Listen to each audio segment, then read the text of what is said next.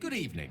I'm here on behalf of Gale of Waterdeep. He wishes to extend you an invitation for a private conversation in a more suitable locale.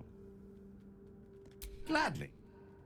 Simply follow yonder path, and soon you will find him.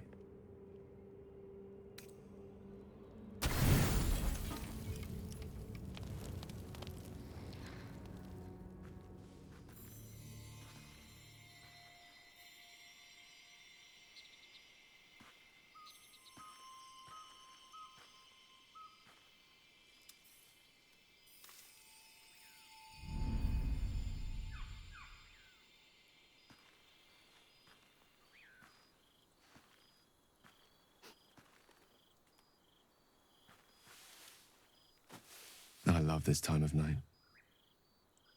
There's an almost reverent silence that accompanies the peak of darkness, when you'd almost believe the dawn will never break. The cradle of eternity. The timelessness of lovers. That most beautiful of fantasies.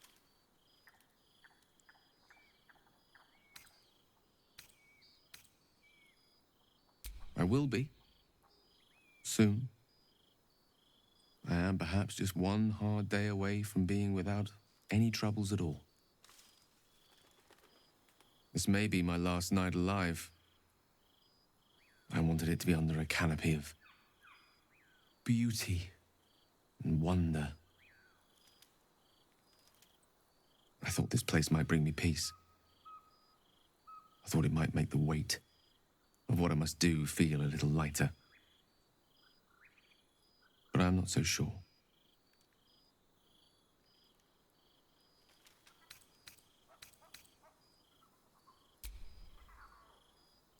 Thank you. But even if we do find another way, perhaps this is the right way. The end fate wishes for me. There is no point in running from the inevitable. Better to meet it on my own terms.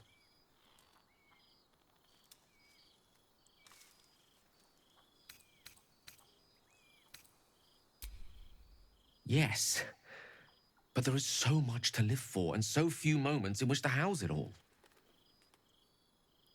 Damn you. Damn you for giving me so much to care about. Our friends, our adventures.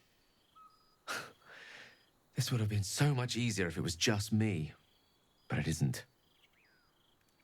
If there is a way, any way, to save all that's grown dear to me, I want to seize it. I just cannot fathom what that might be, other than to fail Mistra and condemn the world. Stay with me, will you? I don't want to think of it anymore, but I don't want to be alone either.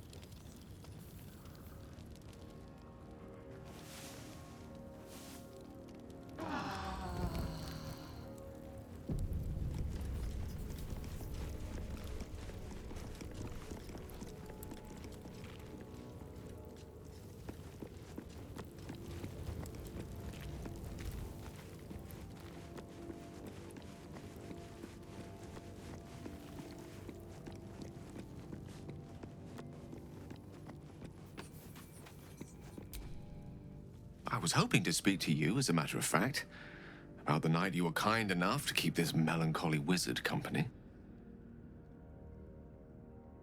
I wanted to thank you. I was sinking into a dark place, but you reminded me there is still light in the world, if I should care to look for it. You may well have prevented me from doing something very rash in the near future. I count myself lucky to call you a friend. I'm glad to hear it. And I intend to prove myself worthy of the sentiment.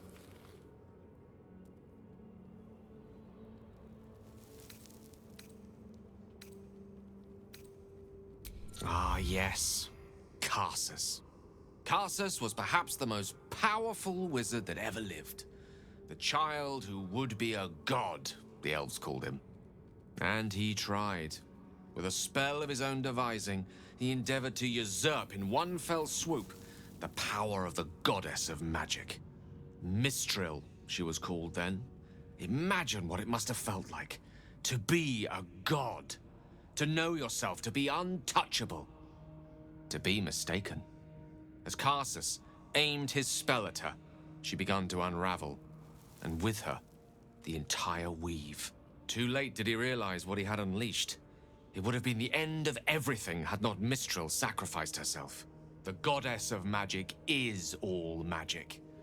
By dying, the entire weave was lost, and the spell that challenged a god failed.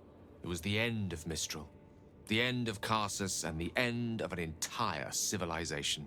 As the child who would be a god was turned to stone, his empire came crashing down around him.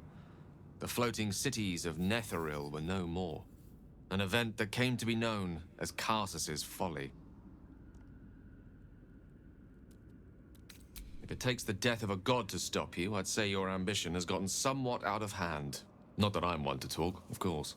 Now, so many centuries later, I try to follow in the footsteps of Karsus. Not to destroy Mistra, but to prove my love for her. I tried to control only a fraction of the magic that was unleashed that fateful day. I merely sought to return one tiny diamond to an imperfect crown. Gale's folly, one might call it. History, repetition. It's the way things go.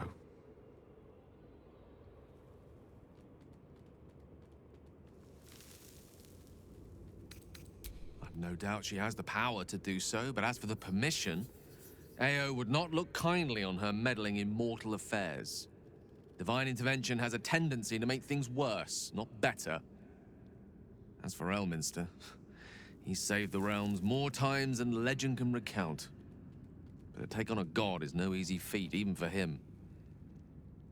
My orb is the best chance we have. And only I can wield it. She expects those who seek to use the weave to do so honestly, and with respect for its potential to destroy, as well as its potential to save. I doubt she's asked many of her followers to blow themselves up. That's a fate she's bequeathed exclusively to me. She wouldn't ask such a thing if it weren't our only means of survival. However much she's annoyed at me. Oh, you know me, ever the optimist. I'm trying to focus on the positives. Truth is, I was living on borrowed time already. Consuming those items would only have kept the orb sated for so long. If anything, I feel more at peace than I have in months. At least now I know my death will have purpose. It won't be a distant bang in the footnotes of history. I know what it is to hunger. And I know what it takes to keep that hunger under control. He's done that so far, despite his condition.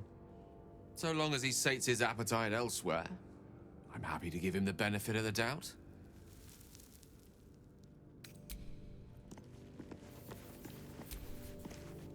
I don't believe it.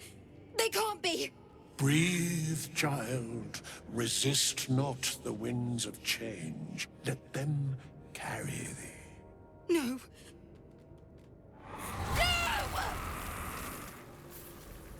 Listen.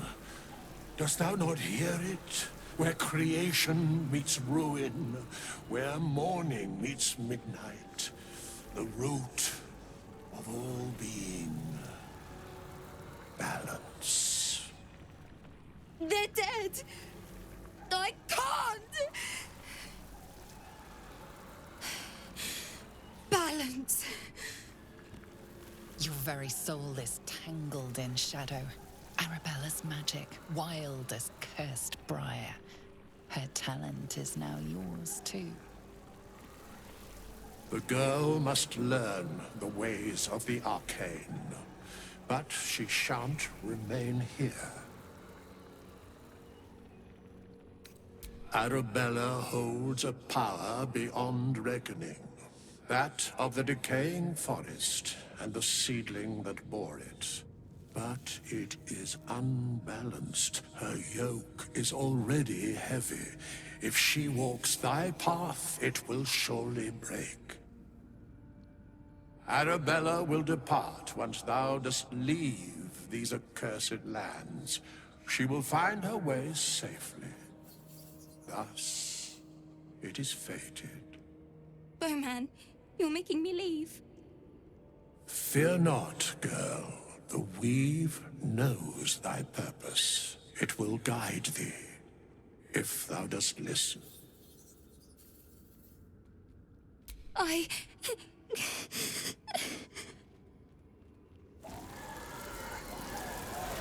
You feel grief fade as if it were your own. There is a lightness in her now, veiling the power within, soothing it. Is that my future? Is that why they died? It is. It's wonderful. Thank you, Bowman, for being nice. If there are people like you around, perhaps everything will be all right.